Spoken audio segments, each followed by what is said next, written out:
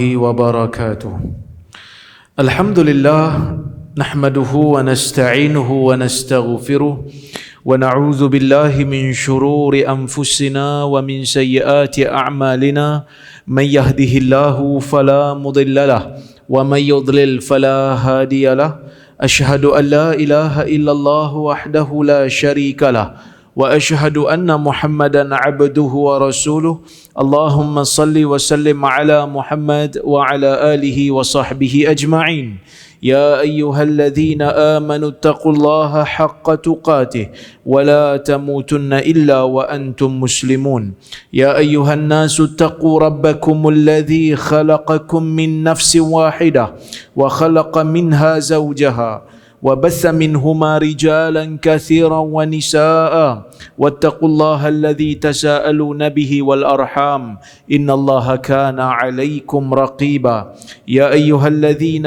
آمنوا اتقوا الله وقولوا قولا سديدا يصلح لكم أعمالكم ويغفر لكم ذنوبكم ومن يطع الله ورسوله فقد فاز فوزا عظيما فإن أصدق الحديث كتاب الله وخير الهدي هدي محمد وشر الأمور محدثاتها وكل محدثة بدعة وكل بدعة ضلالة أما بعد muslimin dan muslimat yang dirahmati oleh Allah Subhanahu wa taala, alhamdulillah pada petang ini kita dapat bersama-sama untuk kita sambung balik kuliah kita menggunakan buku yang saya tulis, iaitulah metodologi memahami hadis. Cuma kita terpaksa menumpang di masjid ini sebab saya dekat dengan pejabat saya dan juga disebabkan oleh kerana Masjid Batu Lima tu tak sesuai untuk diadakan kuliah petang. Sebab kuliah petang ni kalau di sana tu aircon tak ada, jadi dia panas kan. Jadi kita jalan juga kuliah, jadi kita cuma ubah lokasi je lah. Jadi saya terima kasih banyak-banyak lah pada ahli jawatankuasa masjid yang sudi memberikan kita kesempatan. Masjid ni cantik, kiri kanan belakang laut kan. Masya-Allah, ini view yang sangat cantik lah. Mudah-mudahan tuan-tuan semangatlah nak berkuliah petang-petang ni. Saya faham kan Ustaz kata tuan-tuan, saya yang nak berkuliah ni pun layu juga ni kan, bulan Ramadan kan. Jadi mudah-mudahan ini dianggap sebagai ibadah untuk kita. Baik, kita sambung perbincangan kita. Saya lupa nak alu-alukan juga yang hadir melalui online ni. Di Kuala Lumpur pun kawan-kawan dok ikut kuliah kita ni. Kita sambung balik. Kita insya-Allah akan sambung hari ni muka surat 28. Iaitu kita membicarakan berkenaan dengan faedah memahami hadis berdasarkan bahasa Arab. Nabi SAW tu orang Arab. Kan Nabi tu orang Arab. Jadi sebab itu hadis, bila kita nak faham, kena faham hadis ikut cara orang Arab faham. Dia macam apa? Saya mula-mula sampai kat Perlis ni pun ada jugalah beberapa perkataan yang saya kena tanya orang Perlis. Orang Perlis ni perkataan ni makna apa orang Perlis? Kan? Kan kadang-kadang bila dia orang tulis tu ada benda yang saya macam tak faham, macam GENA. Saya tak tahu nak baca macam mana. Saya tanya orang Perlis lah, Gena kan? Gena tu maksudnya macam mana kan? Jadi saya tak tahu, saya kena tanya orang Perlis. Sebab yang tulis tu orang Perlis. Jadi saya kena faham macam mana orang Perlis faham. Saya tak boleh faham macam mana orang Perak faham. Saya orang Perak kan? Saya tak boleh faham macam tu sebab yang tulis tu orang Perlis. Jadi saya kena faham kod cara orang Perlis. Saya pergi tanya orang Perlis, apa maksud Gena? Dia kata Gena tak ada Ustaz, Gena ada. Jadi macam tu jugalah Nabi SAW yang orang Arab, berbangsa Arab. Jadi nak faham hadis mesti faham kod bahasa Arab. Sebelum ni kita faham hadis berdasarkan Quran, kerana Quran tu asal. Kerana Nabi SAW tidak boleh menyebutkan sesuatu perkataan ataupun sesuatu ajaran yang menyanggahi Quran. Sebab Nabi SAW faham Quran. Nabi SAW hafal Quran. Nabi SAW disuruh untuk mengamalkan Quran. Jadi mana mungkin seorang yang sampaikan Quran, seorang yang hafal Quran, seorang yang amalkan Quran tiba-tiba bawa satu ajaran yang menyanggahi Quran. Maka Nabi SAW, bangsa Arab, diutuskan dalam masyarakat Arab. Jadi bila kita nak faham hadis, mesti faham kod bahasa Arab. Jadi apa faedah bila kita faham hadis kod bahasa Arab? Faedah yang ketiga yang kita nak sambung hari ini, iaitulah mengelakkan penolakan terhadap hadis. Kita nak elak orang salah faham. Sebab saya akan bawa bukti. Ada satu orang hamba Allah yang menolak hadis disebabkan dia salah faham hadis. Dia salah faham sebab apa? Sebab kelemahan dia terhadap bahasa Arab. Ini benda yang paling bahaya. Saya sebut, kegagalan memahami hadis berdasarkan kaedah bahasa Arab yang betul mungkin menjerumuskan manusia kepada kemusykilan memahami teks sesebuah hadis. Hal ini mungkin membuatkannya menolak terus kesahihan hadis yang telah disepakati sahih oleh ulama hadis sepanjang zaman. Ulama hadis daripada zaman awal, daripada zaman sahabat sampai zaman sekarang duk terima hadis tu kata sahih, tiba-tiba dia kata hadis ni palsu. Dia kata hadis ni tak logik. Padahal bukan hadis tu tak logik, dia yang salah faham. Sebab apa dia salah faham? Sebab dia bahasa Arab pun tak berapa nak pandai. Jadi siapa-siapa yang nak pandai ilmu agama, dia mesti pandai bahasa Arab. Kita tengok contoh. Makna sebenar hadis arahan memukul isteri. Okey. Terdapat sesetengah pihak yang tersalah faham maksud hadis berkaitan dengan arahan Nabi SAW untuk memukul isteri yang derhaka setelah gagal menasihatinya dan usaha memisahkan tempat tidur tidak berjaya. Memang ada dalam hadis Nabi SAW membenarkan. Bahkan dalam Quran pun membenarkan, tapi bukan pukul sampai patah riwak lah. Bukan pukul sampai koma. Pukul ni Nabi SAW sebut darban ghaira mubarrih, pukulan yang tidak mencederakan. Itu pun setelah nasihat, setelah asingkan tempat tidur, tetap derhaka, tetap nusyus, dan baru boleh ambil step pukul. Tapi pukul yang tak cedera, tak boleh pukul muka kan, pukul sikit je. Kalau sebahagian ulama kata pukul dengan kayu sugi. Macam mana pukul dengan kayu sugi? Kita ambil berus gigi kita tu, kita pukul sikit. Nak tunjuk serius, nak tunjuk kita tegaslah dalam masalah ni. Okey, baik. Contoh yang menjelaskan hakikat ini ialah kesilapan tulisan dalam sebuah blog yang bernama kasimahmad.blogspot. Tuan-tuan mesti dengar nama Kasim Ahmad. Ni blog ni tulis nama dia. Mungkin dia lah kot, Kasim Ahmad yang kita biasa dengar tu. Yang mendakwa percanggahan hadis dengan hadis lain. Dia kritik hadis, dia kata hadis ni yang kita nak baca ni bercanggah dengan hadis yang lain. Sebab tu dia kata hadis ni kita perlu nilai balik. Perlu buat penilaian semula terhadap hadis ni. So apa alasan dia nak kata hadis ni kena nilai semula? Apa alasan dia nak kata hadis ni bercanggah dengan hadis lain? Kita tengok. Dia kata, telah kita lihat, ni saya quote daripada blog Kasim Ahmad, telah kita lihat di atas bahawa hadis menentukan hukuman rejam hingga mati ke atas penzina-penzina yang telah berkahwin. Tetapi perhatikan hadis ini. Jabir bin Abdullah melaporkan bahawa Rasulullah sallallahu alaihi wasallam telah berkata, kamu mempunyai hak terhadap mereka, yakni isteri-isteri kamu, agar mereka tidak meniduri sesiapa yang tidak kamu sukai.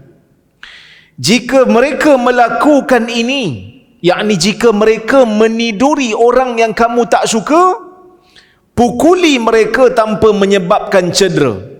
Dalam kurungan hadis riwayat Bukhari dan Muslim, Mishkat jilid 1 halaman 217 nombor hadis 76. So bila letak dalam kurungan tu, bila orang baca nampak macam ish, betul lah dia rujuk. Hadis riwayat Bukhari Muslim dia kata, lepas tu koma Mishkat. Lepas tu dia kata jilid 1 halaman 217 nombor hadis 76. Nampak akademik tak? Nampak akademik. Lepas tu dia kata, mungkinkah gerakan pembebasan wanita zaman pertengahan yang merekakan hadis ini? Maksud dia kata hadis ni mungkin orang cipta. Golongan pembebasan wanita. Saya pun tengok, betul ke hadis ni macam pelik? Kan? Takkanlah Nabi SAW sebut perkataan ni. Saya pun pergi cek dalam Bukhari dan Muslim.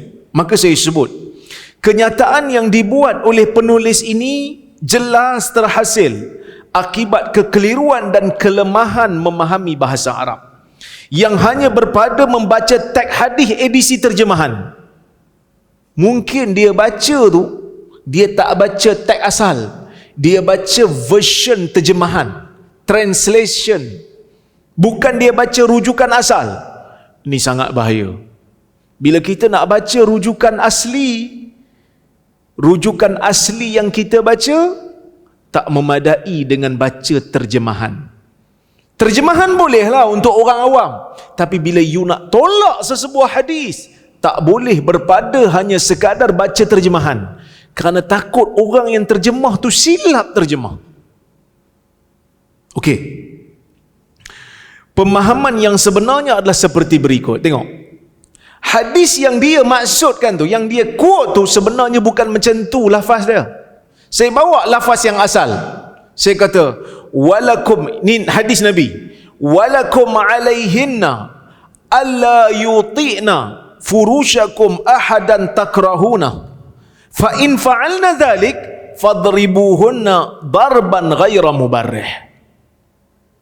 Dalam hadis ni hadis riwayat Muslim, Nabi kata walakum alaihinna, dan bagi kamu suami-suami, alaihinna terhadap mereka, yakni terhadap isteri-isteri, alla yuti'na furushakum, supaya mana-mana isteri tidak melakukan yuti'na furushakum.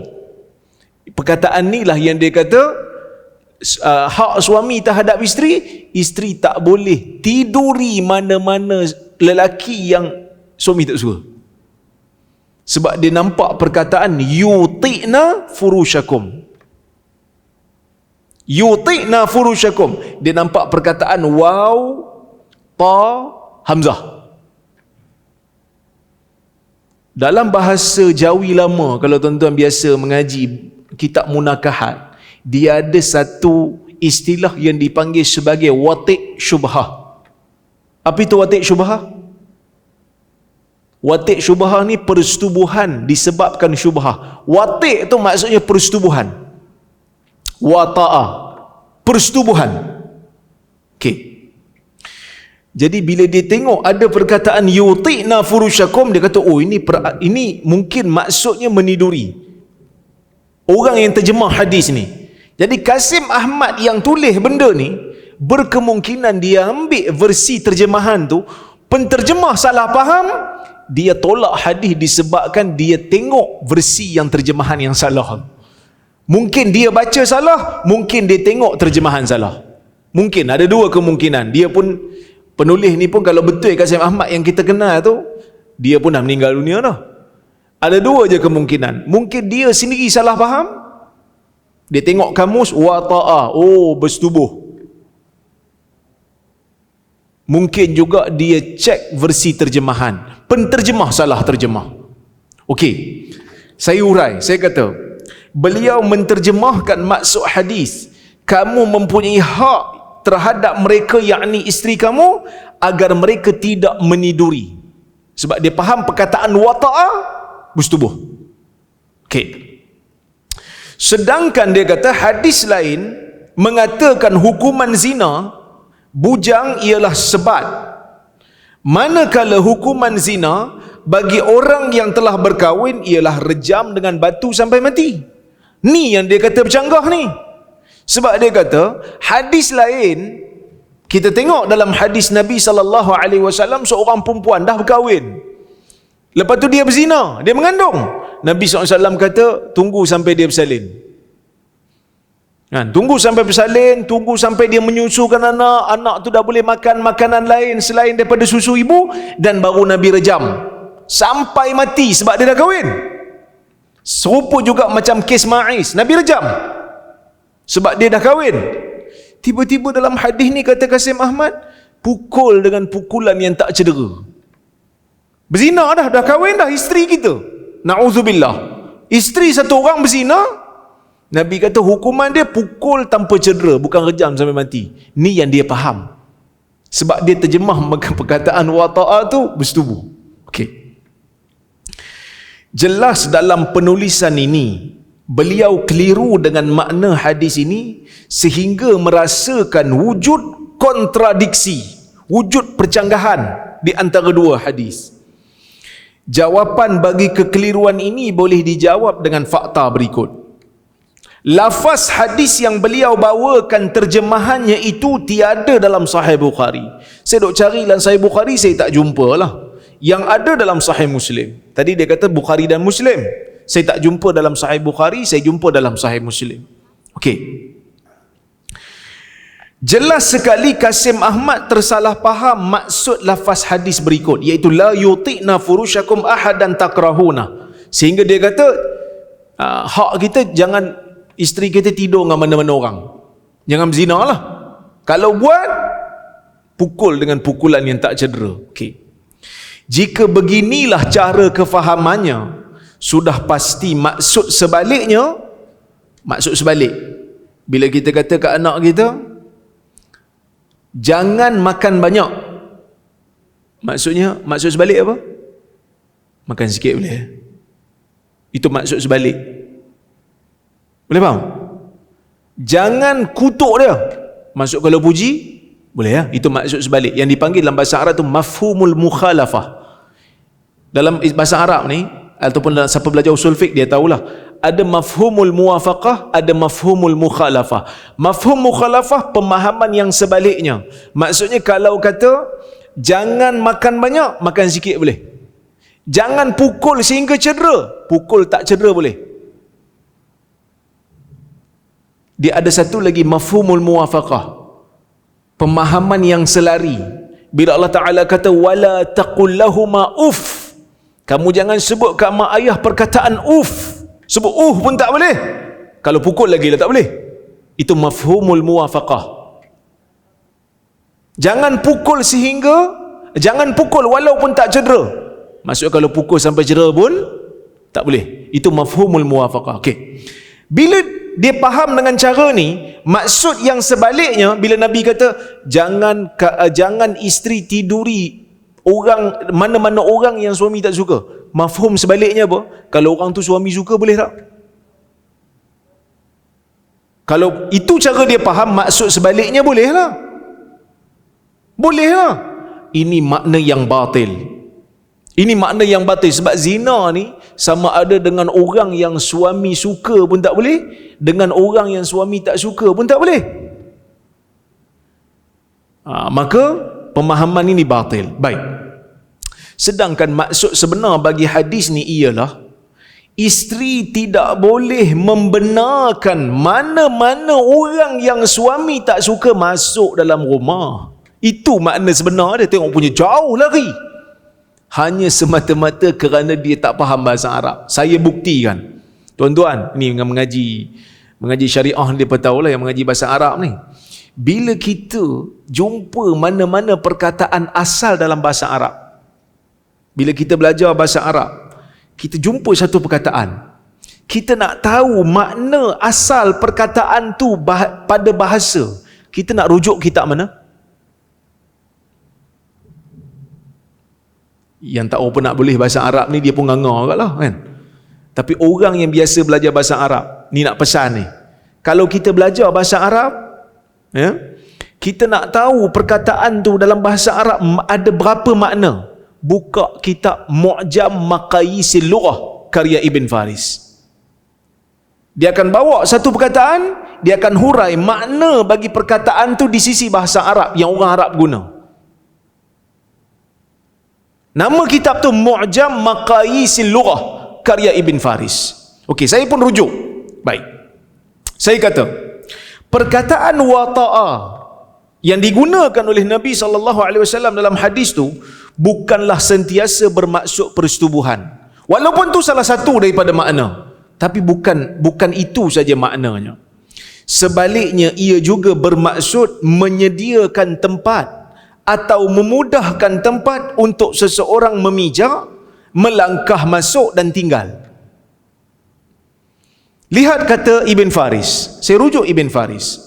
Wata'a dia kata. Waw, watta' wal hamzah. 3 perkataan. Kalimatun dia kata.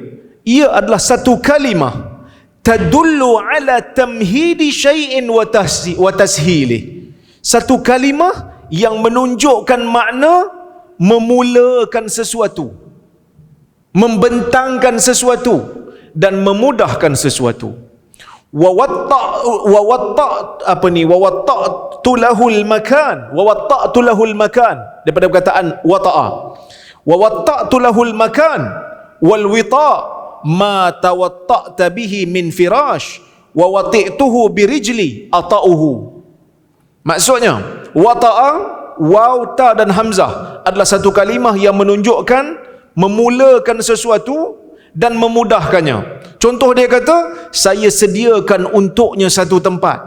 Al-wita' bermaksud hamparan yang disediakan. Sebab itu disebut wa wati'tuhu, saya memijak.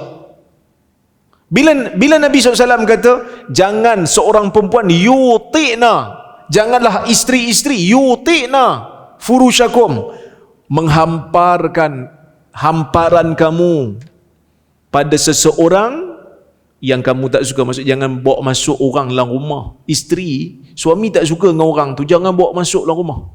Itu hak suami. Itu makna sebenar. Dia pergi jauh sampai bab zina tu. So macam mana dia boleh salah faham ni? Sebab dia tak pandai bahasa Arab. Dia faham hadis ni tak ikut kaedah bahasa Arab. So jauh lari. Justru maksud sebenar hadis ni, jangan isteri membenarkan seseorang yang kamu tidak sukai masuk ke dalam rumah kamu. Jika perkataan wata'a tidak boleh dimaknakan selain persetubuhan, adakah kitab Muwatta' Imam Malik perlu dimaknakan dengan kitab yang telah disetubuhi? Imam Malik ada satu kitab nama dia Muwatta', juga daripada perkataan yang sama. Wata'a, Muwatta' Malik. Kenapa kitab Imam Muwatta' dipanggil Muwatta'? Kitab Imam Malik itu dipanggil Muwatta' kerana kitab itu Imam Malik tulis dengan susunan yang mudah untuk orang rujuk. Ada 2 makna. Pertama, mudah orang rujuk sebab Imam Malik susun hadis ikut bab. Yang mana ulama-ulama sebelum tu bila susun hadis, dia susun ikut nama sahabat. Jadi susah nak cari. Kita kan bila nak amal, kita bukan amal ikut nama sahabat, kita amal ikut tajuk. Hadis salat, bab salat. Hadis puasa, bab puasa. Jadi kalau tengok kitab-kitab sebelum daripada zaman Imam Malik, kita akan dapati kitab-kitab sebelum itu menyusun hadis ikut nama sahabat. Jadi payah, susah kita nak rujuk. Jadi Imam Malik susun balik ikut bab, jadi senang nak rujuk. Ada juga yang kata Muwatta' ni dengan makna orang sepakat. Sebab dikatakan ulama-ulama di Madinah, muhaddisin, bersepakat mengatakan kitab itu sahih. Iaitu mereka bersepakat dengan perkataan tawata'a. Sebab itu siapa yang belajar ilmu hadis, dia kata apa? Hadis mutawatir, dia kata hadis mutawatir ma rawahu jam'un an jam'in yastahilu 'adatan tawatuhum 'ala al-kadhib. Hadis yang bilangannya ramai meriwayatkan daripada yang ramai sehingga akal kata pada adatnya mustahil mereka berpakat-pakat untuk berbohong. Tawatuk maksud berpakat, saling duduk setempat, pijak sama-sama satu tempat. Kitab Muwatta itu juga dikatakan diambil daripada perkataan yang sama, iaitu kitab yang disepakati ataupun kitab yang dimudahkan urusan merujuknya. Baik. Jadi Al-Qurtubi menjelaskan, Abu Al-Abbas Al-Qurtubi, dia mengarang kitab Al-Mufhim, mensyarahkan Sahih Muslim. Dia kata apa? Dia menjelaskan maksud hadis ni supaya kita tak salah faham. Dia kata apa? Dia kata, makna hadza la yudkhilna manazilakum ahadan mimman takrahuna.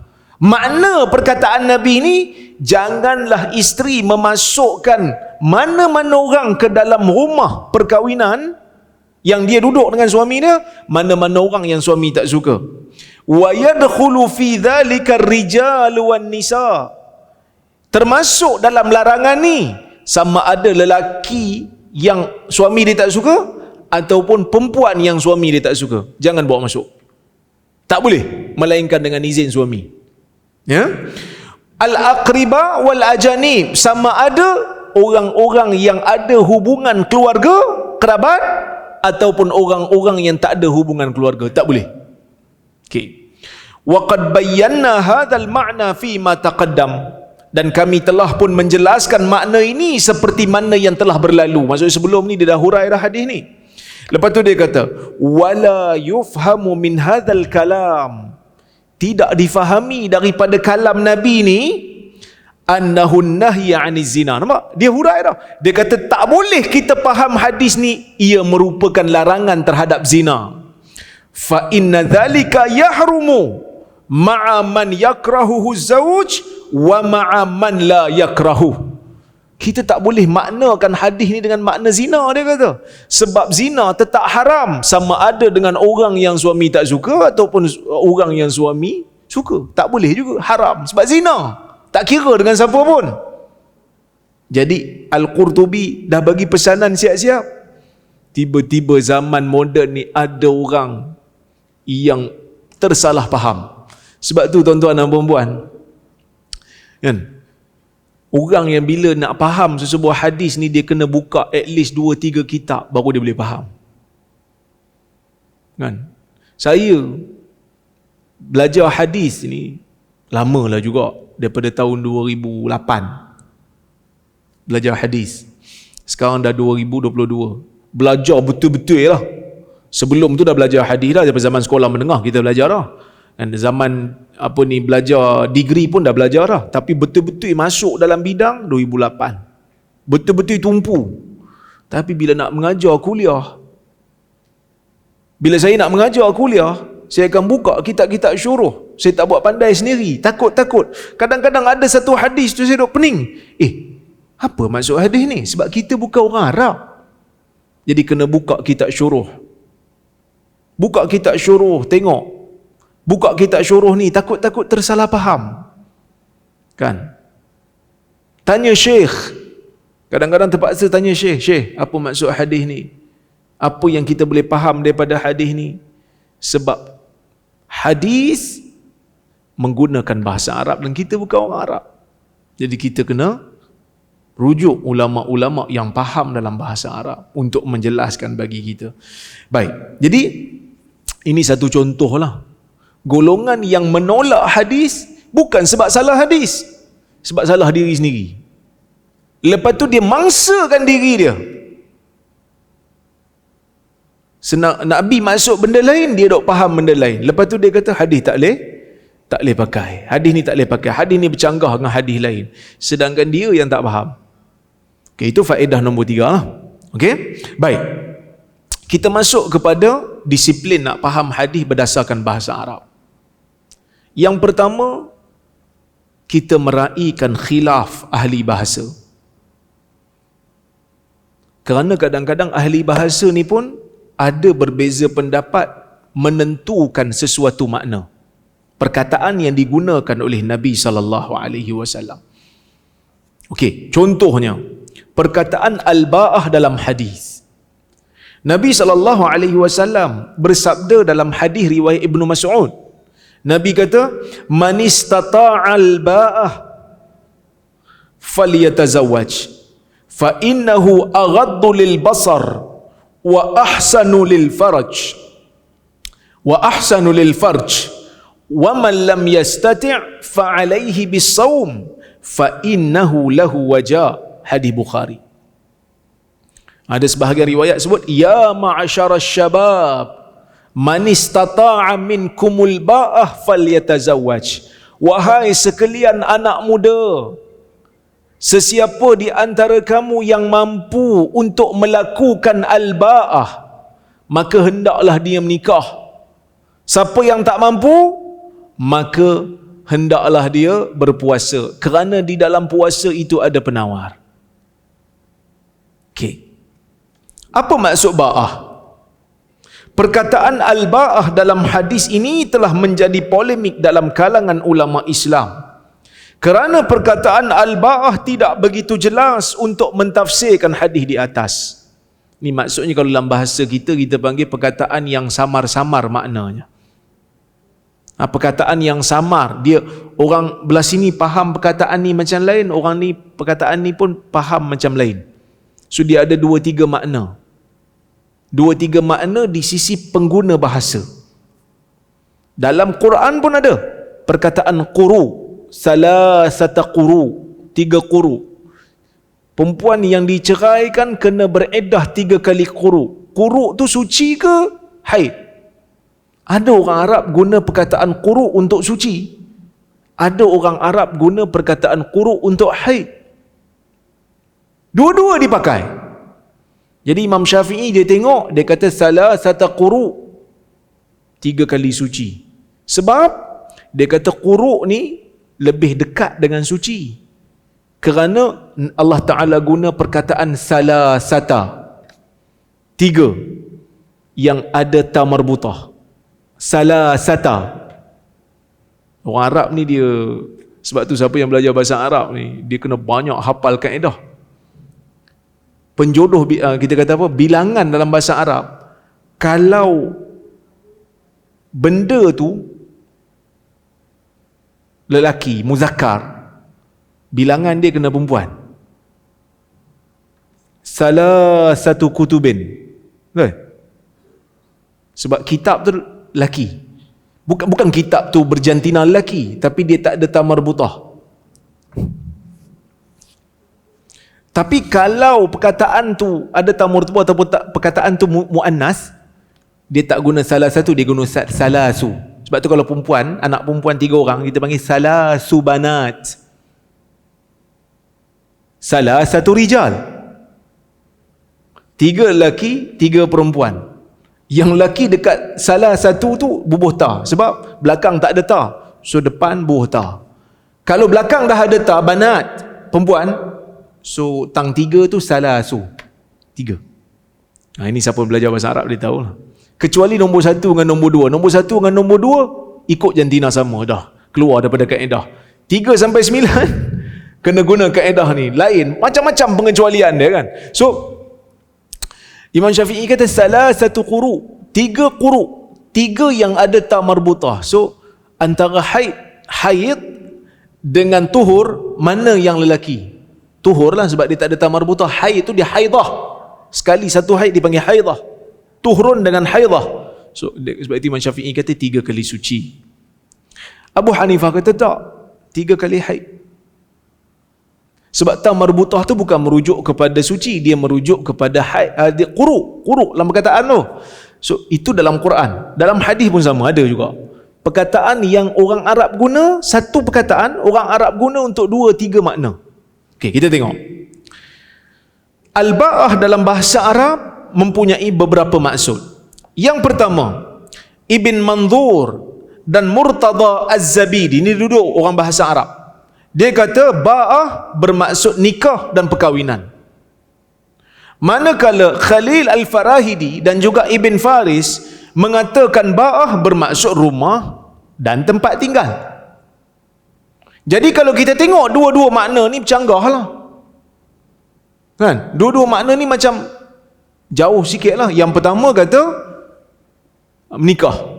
So kalau kita faham makna menikah, Nabi maksudkan, wahai anak-anak muda, siapa yang mampu menikah, siapa yang ada kemampuan untuk bersetubuh, pergilah nikah. Siapa yang tak mampu, puasa. Pasal apa kena menikah? Fa innahu aghaddu lil basar wa ahsanu lil farj. Kerana nikah ni akan menyebabkan mata akan tertunduk, tak tengok dah orang lain, dan akan menyebabkan kemaluan itu terpelihara daripada zina. Okey. Itu kalau kita maknakan dengan makna pertama yang ditafsirkan oleh Ibn Mandur dan juga Murtada Az-Zabidi. Tapi kalau kita tengok Khalil Al-Farahidi dan juga Ibn Faris, dia kata ba'ah ni tempat tinggal. Sebab itu dalam hadis lain Nabi kata apa? Nabi SAW bersabda, Nabi kata, man kadzaba alayya muta'ammidan falyatabawwa maq'adahu minan nar. Daripada perkataan ba'ah, falyatabawwa, siapa yang berdusta atas nama aku dengan sengaja, persiapkan tempat tinggalnya di dalam neraka. Falyatabawwa, daripada perkataan ba'ah. Okey. Kedua-dua pandangan ini jika diperhatikan tidak memberi makna yang konklusif kepada hadis di atas. Dia tak bagi satu perkataan mana satu yang betul ini. Kan? Oleh kerana itulah ulama hadis dan fiqh berbeza pendapat tentang maksud hadis ni kepada pandangan yang berbeza. Ada tiga pandangan. Pandangan pertama, dia kata al-ba'ah bermaksud persetubuhan. Maka hadis ni maksudnya siapa yang mempunyai kemampuan untuk bersetubuh maka kahwin. Jika tidak mampu maka berpuasa. Kalau tak mampu maka hendaklah berpuasa. Kemampuan bersetubuh dalam hadis ini bermaksud kemampuan bersetubuh yang dibenarkan oleh syarak, iaitu dengan kewujudan kemampuan menanggung nafkah keluarga. Siapa yang ada nafkah, dia boleh tanggung orang, anak orang, bagi nafkah, dia mampu bersetubuh, pergi kahwin. Itu makna yang pertama. Sebab dia faham makna ba'ah tu bersetubuh. Makna yang pendapat yang kedua, dia kata al-ba'ah bermaksud perbelanjaan rumah tangga. Mengikut tafsiran ini, hadis ini bermaksud siapa yang mempunyai kemampuan berbelanja untuk nafkah seusai pernikahan maka nikahlah. Manakala sesiapa yang tidak mempunyai kemampuan itu, maka hendaklah dia berpuasa. Katalah dia mampu nak beli rumah, dia mampu nak bagi nafkah pada isteri, pergi kahwin. Kalau tak mampu, pergi puasa, dia kata. Ya, ini kerana orang yang tidak mampu berjima tidak perlu berpuasa. Kalau ikut pendapat ni, dia kata, buat apa kita nak maksudkan dengan makna mampu bersetubuh? Sebab Nabi kata kalau tak mampu ba'ah, puasa. Kalau kita maknakan dengan kemampuan bersetubuh, Nabi kata siapa yang tak mampu, yakni tak mampu bersetubuh, tak ada kekuatan tu, pergi puasa. Tak payah puasa, memang tak mampu. Nak buat apa puasa? Sebab Nabi kata puasa tu untuk melemahkan keinginan untuk bersetubuh tu. So kalau ikut pandangan kedua ni, dia kata tak, maksud ba'ah tu kemampuan berumah tangga, iaitu kemampuan dari sudut fizikal, kewangan, mampu adakan rumah, boleh bagi nafkah, boleh bagi makan kat anak orang. Okey. Pandangan ketiga, kedua-dua makna iaitu persetubuhan dan perbelanjaan nikah dimaksudkan dalam hadis. Ibn Hajar dalam Fathul Bari, dia kata dua-dua sekali. Senang. Kemampuan bersetubuh pun dia, kemampuan rumah pun dia. Dia kata dua-dua boleh dimaknakan dengan hadis ni. Sebab apa? Sebab dia meraihkan khilaf ahli bahasa. Daripada penelitian, saya kata, tidak dinafikan bahawa pandangan ketiga ini lebih tepat kerana ia selari dengan makna bahasa bagi al-ba'ah. Kerana ba'ah memang makna dua-dua. So kenapa kita nak hadkan dengan satu makna? Ibn Hajar mengatakan mengikut tafsiran ini, maksud hadis ni merangkumi dua golongan. Ibn Hajar kata kalau kita faham hadis ni dengan dua-dua makna perkataan dalam bahasa Arab, dua-dua termasuk, dua golongan yang akan termasuk. Yang pertama, golongan yang mampu bersetubuh tetapi tidak mampu menyediakan perbelanjaan nafkah, maka hendaklah berpuasa untuk memutuskan syahwatnya. Golongan yang kedua, golongan yang tak mampu bersetubuh atas sebab kesihatan, maka teruskan berpuasa. Sebab apa? Sebab umur muda berkemungkinan syahwat tu akan muncul walaupun kemampuan tak ada. Boleh jadi juga Nabi suruh banyak berpuasa sebab nak suruh dia ibadat lah. Sebab nikah ni ibadah. Nikah kan sunnah. Dan dia tak mampu nak nikah kan, pergilah puasa. Mungkin juga kemungkinan yang ketiga, dia dah tak mampu menikah, pergilah buat ibadat yang lain yang dapat menghilangkan kesedihan dia bila tengok orang lain ada keluarga. Usah kata orang ada keluarga stres, orang kahwin tak ada anak, tengok orang ada anak pun boleh jadi stres kan, apatah lagi dia. Bila dia pergi tengok orang kawan-kawan dia semua dah ada keluarga, dah ada anak-anak, dia masih lagi belum jumpa calon. Sebab apa? Sebab dia tak mampu. Stres juga dia, pergi puasa. Kerana dalam puasa tu berkemungkinan akan dapat menghilangkan, sebab dia rasa aku pun ada ibadat yang aku buat juga.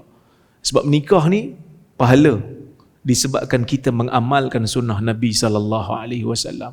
Ihsan kepada isteri, bagi makan pada isteri, bagi makan pada anak-anak, itu semua dianggap sebagai ibadah. Sehingga kan Nabi SAW menyebutkan wa fi bud'i ahadikum sadaqah.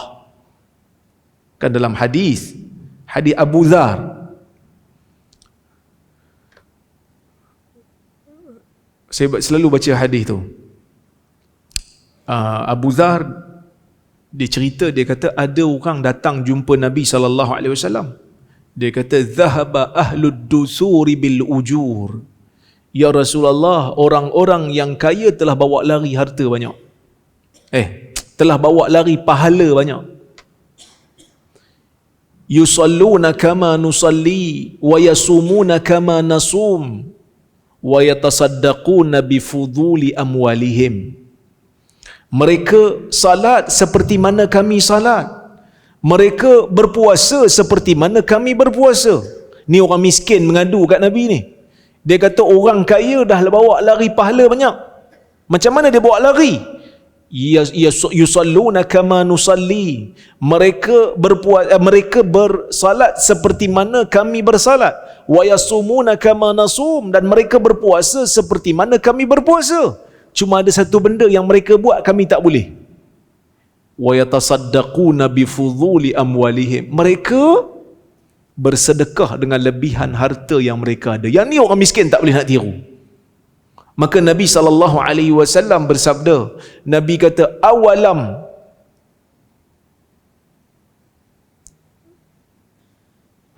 aj'al lakum ma tasaddaqun.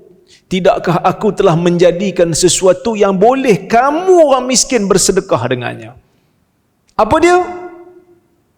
Fa inna bikulli tasbihatin sadaqah wa bikulli tahmidatin sadaqah wa bikulli takbiratin sadaqah wa bikulli tahlilatin sadaqah wa amrin bil ma'rufi sadaqah wa nahyin 'anil munkari sadaqah wa fi bud'i ahadikum sadaqah. Nabi kata, tidakkah aku telah menjadikan sesuatu untuk kamu boleh bersedekah dengannya, wahai orang miskin? Apa dia? Iaitulah bagi setiap tasbih yang kamu ucapkan itu adalah sedekah. Bagi setiap ucapan tahmid yang kamu ucapkan juga adalah sedekah. Bagi setiap ucapan takbir yang kamu ucapkan itu juga adalah sedekah. Bagi setiap ucapan tahlil la ilaha illallah juga untuk kamu adalah sedekah. Mengajak kepada perkara ma'ruf juga sedekah. Mencegah perkara mungkar juga sedekah. Wa fi bud'i ahadikum sedekah. Apa itu bud'i ahadikum sedekah? Pada kemaluan salah seorang daripada kamu juga terdapat sedekah. Iaitu pada persetubuhan ada sedekah. Maka sahabat pun dia tanya, dia macam pelik sikit lah. Dia kata, ya Rasulullah, ayati ahaduna syahwatahu wa yakunu fiha ajar? Ya Rasulullah, adakah salah seorang daripada kita ni bila mendatangi syahwatnya akan dikira sebagai pahala? Dapat pahala ke dia? Sebab dia tak boleh bayang, dia duk ingat bila pahala-pahala ni kena struggle. Dalam bab melakukan hubungan suami isteri ni tak nampak macam struggle pun, nampak macam seronok je kan. Macam tak boleh nak bayang, macam mana boleh dapat pahala ni? Nabi kata, ara'aitum law wada'aha fi haram hal kana alaihi wizir? Apa pandangan kamu kalau dia lepaskan nafsunya di tempat yang haram, adakah dia mendapat dosa? Sahabat kata ya. Maka Nabi SAW kata, orang yang melepaskannya di tempat yang halal dia dapat pahala. Tapi ini yang tak ada pada orang yang tak menikah ni. Orang yang tak menikah tak dapatlah kelebihan ni. So mungkin berkemungkinan, selain daripada dua kemungkinan ni, mungkin juga Nabi SAW anjurkan berpuasa kepada orang yang tak mampu kahwin ni supaya dia dapatlah ibadah. Kerana puasa ni di antara ibadah yang panjang. Di antara ibadah yang panjang dalam agama Islam ni puasa. Berapa jam kita puasa?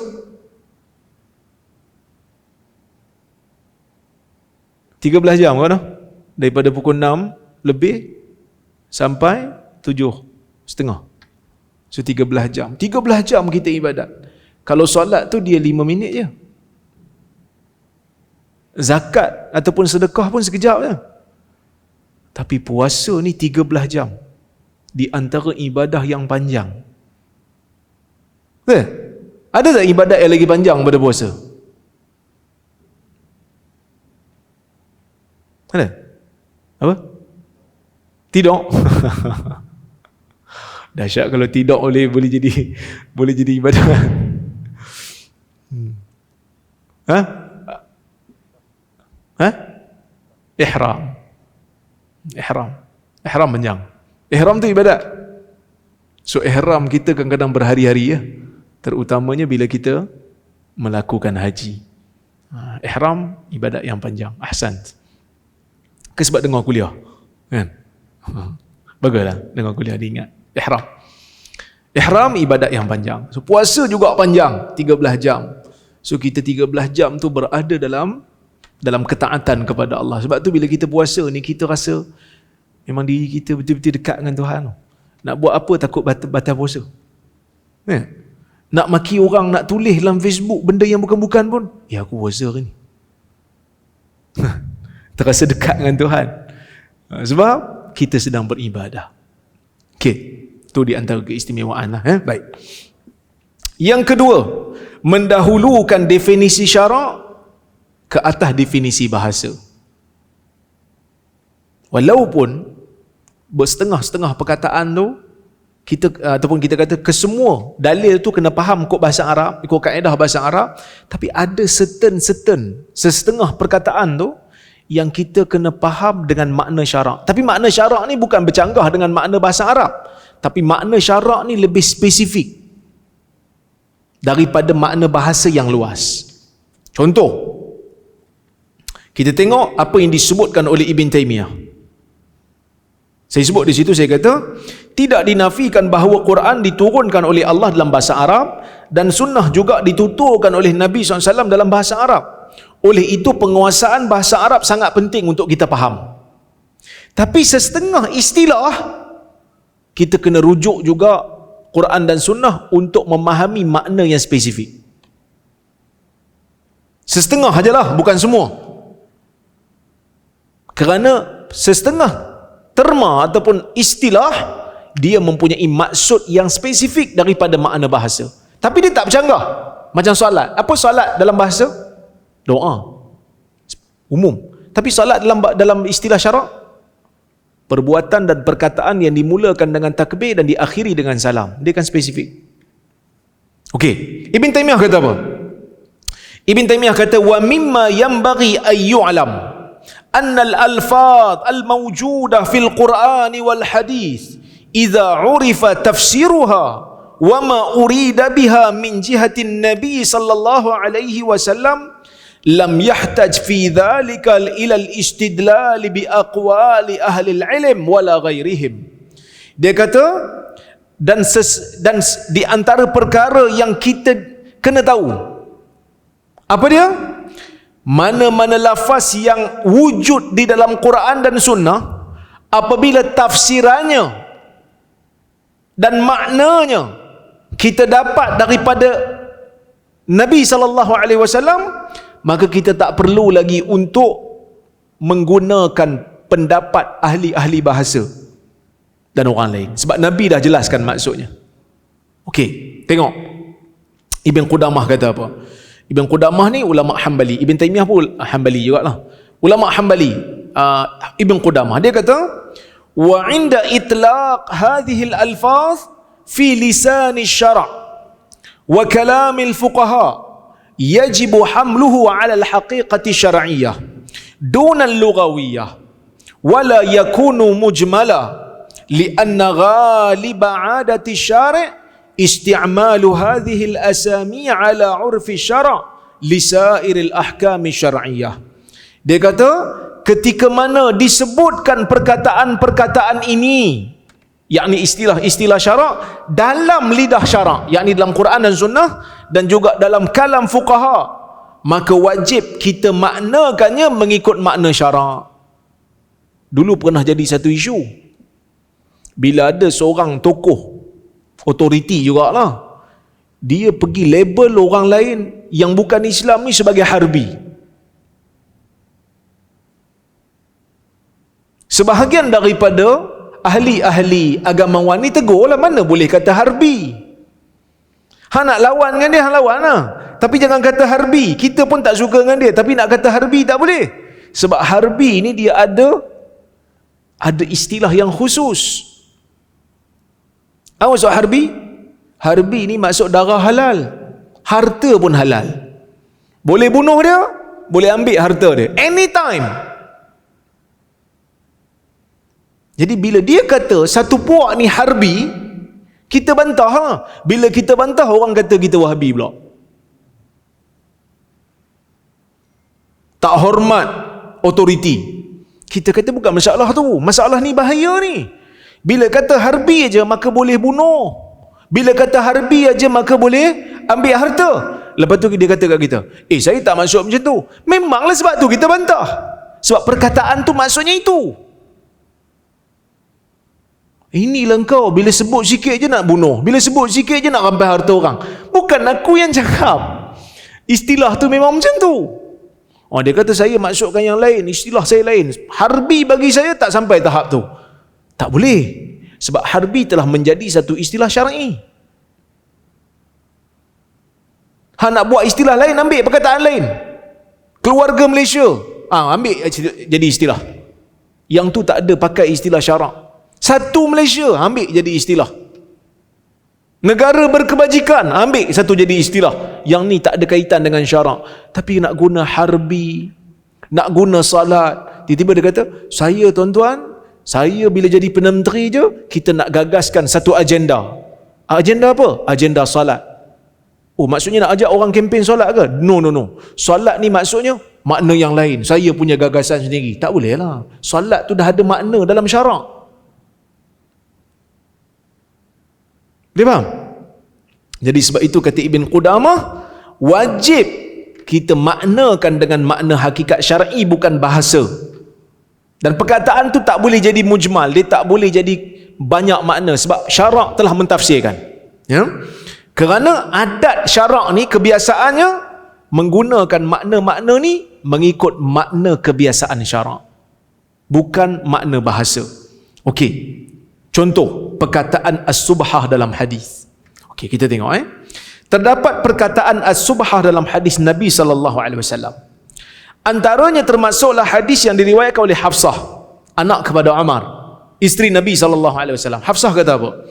Dia kata, ma raaitu Rasulullah sallallahu alaihi wasallam salla fi subhatihi qa'idan qat hatta kana qabla wafatihi bi'am fakana yusalli fi subhatihi qa'ida. Hadis riwayat Imam Malik dalam Muwatta. Hafsah kata, ma raaitu Rasulullah sallallahu alaihi wasallam, aku tidak pernah melihat Nabi sallallahu alaihi wasallam salat dalam subhahnya secara duduk. Sekali pun aku tak pernah tengok. Sehinggalah setahun sebelum Nabi meninggal, waktu tu Nabi salat subhah dalam keadaan duduk. Apa itu subhah? Saya jelaskan. Dalam riwayat Hafsah ini, ia jelas menunjukkan bahawa Nabi SAW salat subhah dalam keadaan duduk sebelum Nabi wafat. Okey. Tidak pula dinyatakan dalam hadis ini mengapa baginda salat as-subhah dalam keadaan duduk. Adakah dia disebabkan uzur ataupun sakit? Justru ia boleh difahami secara umum bahawa salat as-subhah boleh dilakukan dalam keadaan duduk, sama ada dalam keadaan uzur ataupun tidak. Dia faham? Sebab Hafsah kata, setahun sebelum Nabi wafat, Nabi salat subhah duduk. Hafsah tak bagi tahu Nabi salat tu sebab sakit ke, duduk tu sebab sakit ke, sebab uzur, dia tak bagi tahu. Jadi kita kena faham umum lah. Dan boleh salat subhah dalam keadaan duduk. Persoalannya, subhah tu apa dia? Okey. Jika salat ni boleh dilakukan secara duduk dalam setiap keadaan, adakah ia bermakna semua salat boleh dilakukan secara duduk walaupun tak ada keuzuran? Jawapan bagi persoalan ni boleh dijawab dengan makna perkataan, dengan melihat kepada makna subhah. Makna perkataan subhah dalam bahasa Arab merangkumi salat kesemuanya. Semua jenis salat masuk subhah. Tapi jangan balik dulu. Jangan tidur dulu, dengar betul-betul. Tapi dari sudut istilah syarak, subhah bermaksud salat sunat sahaja. Saya sebut, jawapan bagi persoalan ni boleh dijawab dengan melihat makna as-subhah yang terdapat dalam hadis ini. Dari sudut bahasa Arab, subhah bermakna salat. Ia merangkumi salat fardu dan salat sunat. Tetapi dalam istilah syarak, as-subhah bermaksud salat sunat. Maka jika dilihat dari definisi syarak, hanya salat sunat aja yang boleh dilakukan dalam keadaan duduk kalau tak ada uzur. Boleh. Kalau ada uzur, lagilah boleh. Salat sunat. Salat fardu tak boleh. Salat fardu kalau tak uzur, tak boleh duduk. Kalau siapa salat duduk dalam keadaan tidak ada keuzuran, maka salatnya terbatal. Okey. Tengok. Ibn Abdul Bar, seorang ulama dalam mazhab Maliki, berasal daripada Andalus. Dia kata apa? Dia kata, وَقَدْ يَحْتَمِلْ فِي اللُّغَةِ أَنْ تَكُونَ الصُّبْحَ إِسْمًا لِجِسْمِ الصَّلَاةِ كُلَّهَا أو كُلِّهَا نَافِلَةٍ وَغَيْرِهَا وَفِي اللُّغَةِ أَنَّ الصَّلَاةَ أَصْلُهَا الدُّعَاء لَكِنَّ الْأَسْمَاءَ الشَّرْعِيَّةَ أَوْلَى لِأَنَّهَا قَاضِيَةٌ عَلَى اللُّغَوِيَّةِ. Dia kata berkemungkinan pada bahasa maksud subhah ni satu nama untuk semua jenis salat, sama ada salat sunat ataupun salat wajib. Itu dari sudut bahasa. Kerana pada bahasa maksud salat tu doa. Tetapi nama-nama syar'i lebih utama. Kerana makna syar'i itu telah mengeluarkan makna salat fardu daripada subhah itu. So subhah maksudnya salat sunat. Jadi orang yang salat sunat tak ada uzur pun dia boleh salat duduk. Tak ada uzur pun boleh salat, tapi pahalanya separuh. Orang yang sihat solat sunat dia duduk, pahalanya separuh. Ini disebutkan dalam hadis Nabi SAW. Tapi kalau orang tu dia sakit, dia tak boleh bangun, dia solat dalam keadaan duduk, solat pula solat fardu dan solat sunat, pahala separuh tak? Tak. Dia sakit. Dia sakit, pahala penuh. Ya. Ini dalam hadis Nabi SAW. Nabi SAW kata, saya lupa dah hadis tu. Idza maradal 'abd aw safar kutiba lahu minal ajr ma kana ya'malu sahihan muqima. Atau kama qala. Nabi kata apabila seorang hamba itu sakit ataupun bermusafir, akan ditulis pahalanya sama seperti mana dia beramal dalam keadaan sihat dan bermukim. Maksudnya kalau dia sakit, dia solat duduk, pahalanya penuh. Tapi kalau dia sihat, dia solat sunat duduk, pahalanya separuh. Sebab tu jangan terkejutlah kalau semayang kat masjid, imam baca panjang sangat, dia kata saya nak duduk je lah. Kan? Makmum duduk. Boleh. Tapi pahala separuh. Wallahu ta'ala a'lam bishawab. InsyaAllah kita sambung pada kuliah yang akan datang jika ada kesempatan. Ada soalan?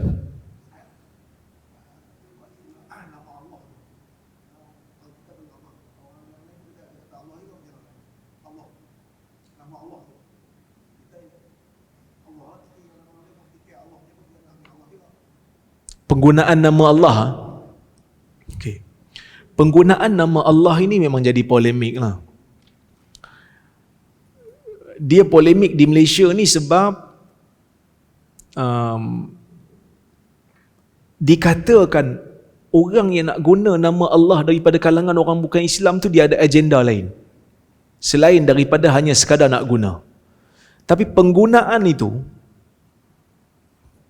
bagi orang bukan Islam, kalau tuan-tuan pergi tengok dekat luar, pergi negara Arab umpamanya, memang orang yang bukan Islam, Kristian Arab pun, dalam dia punya Bible memang dia tulis Allah. Memang pun dia kata Isa tu anak Allah, sebab tu dia jadi kafir. Kalau dia kata Isa tu anak benda lain, tak jadi kafir lah dia. Sebab yang tak ada anak ni cuma Allah je. Kalau dia kata Isa anak Maryam, salah tak? Betul lah. Okay. Masalahnya adalah apabila mereka ini mensyirikkan Allah. Mereka nak sembah Allah, tapi mereka guna perantaraan. Ma na'buduhum illa liyuqarribuna ilallahi zulfa. Kan? Kami tak sembah berhala ni, melainkan berhala ni akan dekatkan diri kami pada Allah. So sebenarnya dari sudut penggunaan itu, bukan salah penggunaan, salah dari sudut akidah. Mereka menjadi kafir bukan sebab mereka sebut, tapi sebab mereka salah dalam beribadah. Maksud tauhid uluhiyah mereka tu salah. Okey, jadi makna jadi sudut penggunaan tu no problem. Kerana mereka telah buat satu kesalahan yang lebih besar, iaitu mereka sembah benda lain dan menganggap benda tu boleh mendekatkan diri mereka pada Allah. Dan mereka menganggap malaikat tu anak perempuan Allah. Itu yang salahnya. Dan mereka mengatakan, kalau Kristian mereka mengatakan Isa itu anak Allah. Itu yang salahnya. Salah bukan dari sudut sebutan, salah dari sudut kepercayaan. Kerana telah menyandarkan sesuatu pada Allah, benda yang bukan sifat Allah. Sebab tu kita orang Islam ni, kita tak sifatkan Allah melainkan apa yang Allah Ta'ala telah sifatkan diri dia dalam Quran, dan apa yang Nabi bagi tahu ini sifat Allah dalam hadis. Sebab tu nama-nama Allah tu pun tauqifi. Nama Allah tu pun mesti datang daripada Quran, mesti datang daripada sunnah. Sebab tu kita dok bantah bila orang kata hu tu nama Allah. Hu bukan nama Allah. Hu tu kata ganti nama. Boleh jadi merujuk kepada Allah, boleh merujuk kepada benda lain. Dalam Quran Allah Ta'ala sebut perkataan huwa ni banyak tempat. Qul huwa adha. Bila orang tanya Nabi SAW tentang haid, Qul huwa adha. Huwa lah tu, katakan ia kotor. Huwa boleh merujuk kepada haid. Jadi sebab itu kita bantah, sebab nama Allah mesti datang dalam Quran dan mesti datang dalam sunnah. Jelas mengatakan ni nama Allah. Okey, kita balik pada isu. Kalau orang tu menggunakan nama Allah merujuk kepada Tuhan yang satu yang berkuasa, yang ni tak salah. Yang salah tu akidah dia. Cuma kalau orang tengok macam mereka guna nama Allah ni untuk agenda mereka, kita kena sekat. Kena tengok case by case lah. Sebab tu kalau orang kata nak guna nama Allah dalam Bible, boleh ke tak boleh? Sebenarnya dekat Sabah dah ada lah. Kan? Dekat Sabah dah ada. Jadi berkemungkinan kita kena letaklah kat depan ni. untuk Kristian sahaja. Kan? Jadi dalam isu ni sebenarnya saya pun tak nampak kenapa kita orang kata apa begitu berkeras tentang penggunaan nama tu. Sebaliknya kita kena tentang bukan penggunaan nama tu, bukan sebutan nama tu, tetapi akidah yang kufur tu. Akidah yang kufur tu kita kena tentang. Jadi sebutan sebenarnya bagi saya tak ada masalah. Tapi itulah macam-macam isu ni sensitif sebenarnya. Bila saya jawab ni lagi ada orang tak setuju lah. Ada yang kata tak sayang ke nama Allah. Kita kata siapa yang salah guna kita marah. Tapi kalau dia kata Allah yang menurunkan hujan, orang kafir kata Allah menurunkan hujan, kita nak marah tak? Takkan kita nak kata kau jangan sebut Allah turunkan hujan, you sebut nama you punya berhala sudah. Makna betul kan? Orang Arab menamakan Kaabah dengan Baitullah sebelum daripada kelahiran Nabi SAW. Bismikallahumma, Nabi SAW dengan Suhail bin Amr nak buat perjanjian Hudaibiyah, kan ditulis kat situ Bismillahirrahmanirrahim. Suhail kata mana arif ma ar-Rahman ar-Rahim, kami tak tahu ni ar-Rahman ar-Rahim ni, kami tak tahu. Uktub bismikallahumma, Muhammad tulis dengan namamu ya Allah. Perjanjian di antara Nabi dengan orang Quraisy yang belum Islam pada masa tu juga menggunakan nama Allah, bismikallahumma, dengan namamu wahai Tuhan. Jadi itu pun menjadi polemik jugalah, kita kena tengok balik. Tapi ada juga yang bisik-bisik kat saya, dia kata isu ni Ustaz, isu kita nak sekat orang bukan Islam daripada berdakwah kepada orang Islam, takut mereka mengelirukan. Mungkinlah sebab kita pun dah menyusahkan dakwah ni. Nak dakwah pun kena ada tauliah. Sedangkan orang tu memang bertauliah, memang layak untuk terima, tak mau bagi. Kan? Saya kat sini bebas sikit lah kan. Saya dekat negeri Perak, saya tak boleh. Nak kuliah aja masuk dalam bilik, kunci bilik. Kuliahlah dalam bilik sempit. Kat sini bebas sikit lah kan. Telefon je, mana-mana masjid nak pergi. InsyaAllah orang bagi ruang. Boleh lah. Kita orang nak berdakwah pun tak boleh, susah. Jadi susah. Nak pergi negeri ni kena minta tauliah. Nak pergi ni 14 tauliah kena minta untuk ceramah 14 negeri. Padri kena tauliah tak? Padri tak perlu. Dia boleh masuk mana-mana gereja. Bukan saya marah tauliah tu. Tauliah tu kena ada untuk kawal. Tapi cara kita urus tu. Sebab tu di Perlis, dulu saya pernah jadi AJK tauliah ni. Sekejap. Saya ingat dalam setahun lebih. Tapi saya sekejap je lah. Sebab saya pun tak berkenan masa tu. Sebab saya duduk luar kan.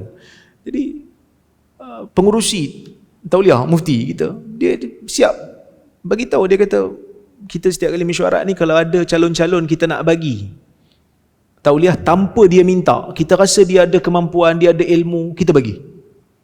Kita bagilah. Orang-orang yang memang ada kemampuan, yang memang terkenal, yang memang ada kelulusan elok, takkan nak tunggu dia minta, kita bagi. Kita bagi Maulana Asri, kita bagi Maulana Fakhr Razi, kita bagi. Sebab kita tahu dia orang ni orang yang dah belajar lama dah. Dah ada anak murid ramai dah, menulis buku banyak. Depa ni jadi pakar rujuk pada pegawai-pegawai JAKIM tu. Macam Maulana Asri ni. Kita bagi ya. Kan? Jadi tak perlu tunggu orang minta. Tapi kalau orang yang kita tak kenal, kita minta. Kita tanyalah sikit dan kita mudahkan urusan. Kita bagi. Ni kadang-kadang nak kena renew lah macam-macam. Jadi orang kata apa? Jadi payah. Tapi kalau ada sebahagian negeri tak ada masalah, dia boleh renew terus je, tak payah pergi temuduga. Ada sebahagian temuduga balik. Jadi susah. Mudahkan urusan tu. Jadi orang lama-lama makin tahu. Lepas tu agama ni pula kena selari dengan zaman lah. Kalau jangan terlalu falsafah sangat. Kan? Kita nak bagi orang faham. Dan kita kena tengok akidah dan cabaran semasa. Jangan terlalu berfalsafah, kadang-kadang sampai orang tak faham. Ya? Jadi bila orang tak faham, maka orang sendanglah kena tipu.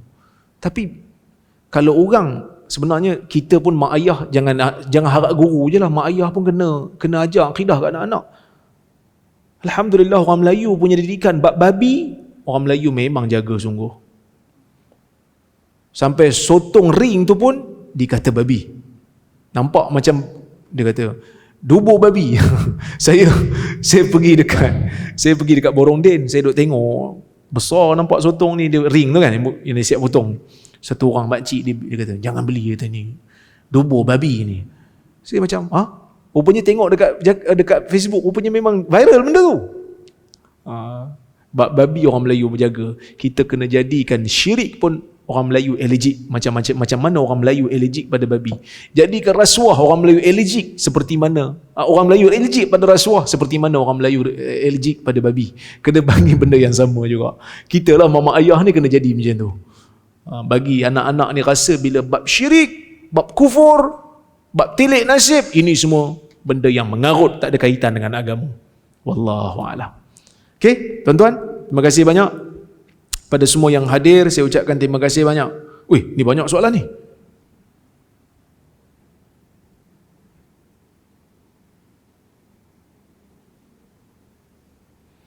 Assalamualaikum warahmatullahi wabarakatuh. Waalaikumsalam. Mana perlu diutamakan, sama ada mengajak kepada sunnah atau mengajak kepada salaf? Sebab pernah jadi perbalahan sama ada untuk mempromosi sunnah atau promosi salafi. Sama je. Sebab salaf tu semua golongan yang terbaik. Pasal apa mereka terbaik? Sebab mereka berada di atas sunnah lah. Ma'ana alaihi wa ashabi. Golongan tu lah yang terbaik. Mereka terbaik tu bukan sebab orangnya. Kalau zaman tu menjadi terbaik, dah tentulah Abu Jahal pun jadi baik sekali. Mereka jadi terbaik ni sebab mereka ikut sunnah. Sunnah dari sudut akhlaknya, sunnah dari sudut akidahnya, sunnah dari sudut syariahnya, semua sunnah. Nak jadi salafi, salafi kadang-kadang ada juga, salafi ni orang yang ikut salaf. Salafi ni kadang-kadang ada juga yang masalah akhlak tak ikut sunnah. Amalan sunnah dah, tapi mulut jahat. Ada juga. So ikut sunnah. Ikut salaf, ikut sunnah. Nak promosi macam mana? Promosi dua-dua pun tak apa. Kenapa nak promosi salah satu? Kita kena ikut salaf. Tapi ada juga benda yang kadang-kadang zaman salaf tak ada. Nak faham hadis berdasarkan fakta saintifik, zaman salaf tak ada. Kita nak ikut salaf pada akhlak, pada syariah, pada akidah, okey. Tapi pada ayat-ayat yang mengandungi mukjizat saintifik, salaf tak bincang. Dan kena tengok jugalah isu semasa. Jadi promosi sunnah pun okey, promosi salaf pun ikut keadaan. Tapi sebenarnya kedua-dua tidak bercanggah antara satu sama lain.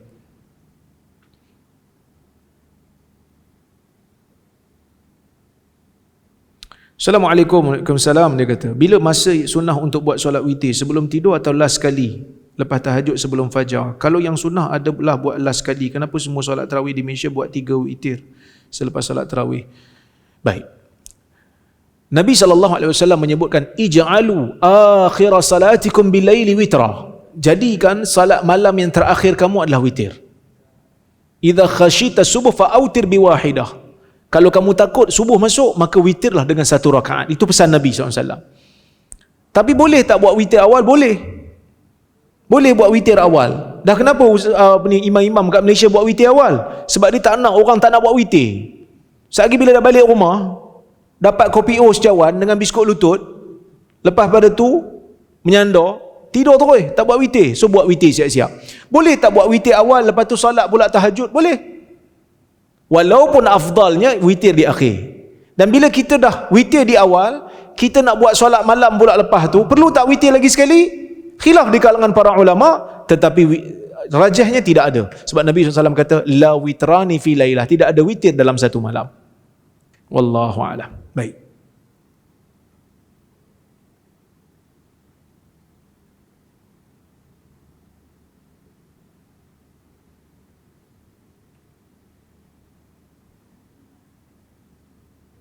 Banyak ni tuan-tuan, saya tak dapat jawab semua ya. Salam Dr. Waalaikumsalam. Pemahaman suatu perkataan dalam hadis dan Quran tidakkah dirujuk kepada pemakaian masyarakat di zaman Rasulullah berada, kerana itu konteks awal hadis dan Quran. Masyarakat masa itu yang menerima wahyu dan hadis secara langsung. Benar. Kita akan tengok nanti dalam bab memahami hadis berdasarkan kepada dimensi yang melingkarinya. Kita ada 4 dimensi, antara salah satunya dimensi masa, dimensi zaman. Perkataan tu di zaman Nabi SAW maksud apa? Itu lebih halus ataupun lebih spesifik dan lebih sempit perbahasannya daripada perbahasan bahasa. Wallahu a'lam. Itu jelah yang saya boleh jawab insya-Allah pada waktu ini. Kita jumpa lagi pada masa akan datang. Maaflah banyak sangat soalan saya tak mampu nak jawab. Terima kasih kepada semua yang hadir. Terima kasih pada yang hadir di Zoom, yang hadir di Facebook, yang hadir di masjid. Terima kasih pada Global Ihsan yang menganjurkan kuliah dan juga masjid. EJK Masjid, saya ucapkan terima kasih banyak. Aqulu qawli hadza wa astaghfirullahal azim li wa lakum. Assalamualaikum warahmatullahi wabarakatuh.